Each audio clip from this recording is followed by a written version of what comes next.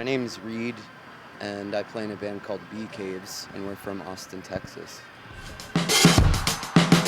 I cut your name in the silence. I cut your name in the heat. I cut your name into broken verses while the others sleep. Not go alone in the fire. Oh, many moons ago, I met the guitar player Sam, and about 12 years ago, actually. And yeah, it's just one of those things. We kind of fell into a musical relationship that made sense, and I think we both kind of understand each other in a I don't know, a unique way. And so we developed that relationship over the last 12 years. We kind of both played in different bands over the years, and when we had the chance, we decided to take the plunge and to start our own band together. So, and that's kind of where we're at. Yeah, we've been doing this for, I don't know, a year and a half or so. Very cool. Yeah. Oh, I don't know. I mean, we go through phases. I think Sam's in a krautrock phase right now, so he's doing like a lot of like craft work and stuff. Um, I I'm very song driven, so for me it's all about Dylan and a lot of the kind of 70s Laurel Canyon stuff, Jackson Brown and kind of the storytellers. So but what we both listen to on a like daily basis is we're wandering spirits in the musical realm, you know. So it depends upon what day that you talk to us. You ask us that question tomorrow, and I'll give you a totally different answer. Yeah. So yeah, I think that Sam and I unintentionally we tend to write things that are good to drive to. So, and a lot of people have told us that, and I like that idea of being like that our songs are good. You know, if you're driving through the desert, maybe that would be a good, perfect time to listen to it. Yeah. Yeah. Cool. Yeah. Yeah, We kind of have a deserty thing going on. I'm originally from Arizona, so it sort of naturally comes out of pieces, of the puzzle. So, yeah. And so you guys play at the Continental every week. So how do you think that shaped your band or influenced your band? We've been doing that for about a month, and I would say just as a band, we tend to be extremely perfectionistic. Before we are willing to share songs or ideas or anything, we kind of will pine over them for way too long, like longer than is beneficial to us, really. So it's forced us to fill an hour and a half set, which is basically a headlining set, and we did that in a matter of about 2 weeks. We prepped ourselves for that, and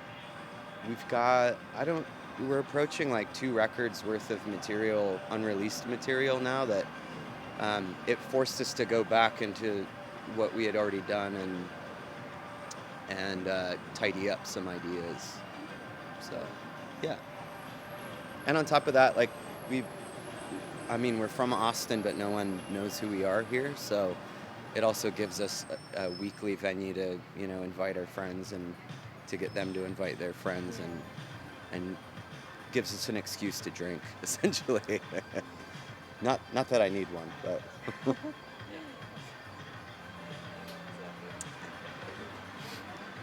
So how you talked about this a little bit, but how have you guys been prepping for this week? Like with your show at the Continental and then opening at Stubbs and ACL. It's a pretty busy week. It's a busy week, yeah, and it's been.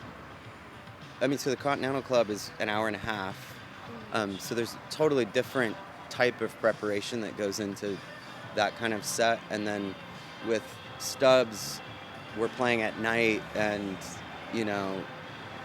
we're very aware of I guess the festival, like playing in the daylight versus playing at night. There's two different sorts of songs and vibes that work in those. It's just like when you ask me, you know, what songs you would listen to at certain times. Like, so we're trying to make sets that make sense for the venue that we're playing. And luckily, we're at a place right now where we've got enough material to kind of shape sets based on that. So, yeah. But I mean, behind the scenes, that goes into like transitions, you know, finding really cool keyboard sounds and stuff to fill Yeah. space so I don't have to talk. I'm not a huge fan of festivals in general. They tend to give me social anxiety, and getting from like point A to point B like is so difficult. I end up, you know, kind of pulling my hair out usually. So I don't know what to expect. We'll see what happens. Which bands are you excited to see? Oh, Tame Impala for sure. Yeah, Tame Impala. Amazon is one of my favorites right now. Gosh, there's so many. Unknown Mortal Orchestra. I think they're playing our weekend. I think that's a show that I'd really like to catch. There's a ton. I mean, to be honest, I've kind of stayed away from looking at the lineup. Just it's like I don't want to feel intimidated by the other bands, you know. Yeah. So yeah, but Amazon is like I've been listening to their album that they released 3 or 4 months ago, like nonstop, and I'm not sick of it yet. So yeah. And what's your favorite album that you're listening to currently? I guess. Oh, Yeah. I've kind of been in a really like a dead zone as far as that. I've kind of been listening to songs like there's I don't know. The last White Oak album just came. I went through a phase with that, and then kind of recently came back to it. But the thing is, there's like new stuff that I kind of am constantly going through, and then there's old stuff like old Jackson Browne, or like Bob Dylan Blonde on Blonde, or like these old records that I feel like are just kind of endless mining, songwriting material for me to draw from. So, yeah, I would say, I don't know, like the latest thing, that's like such a difficult question. Like I said, you ask me tomorrow, I'll have a totally different answer. I'd have to say the Amazon record, though. That's like this year probably the record that stuck with me the most. I'm in love with her voice. I think she's like the greatest thing since Stevie Nicks, in my opinion. So. And what's one thing you want people to know about BT? The answers are going to get looser and looser as this wine kicks in.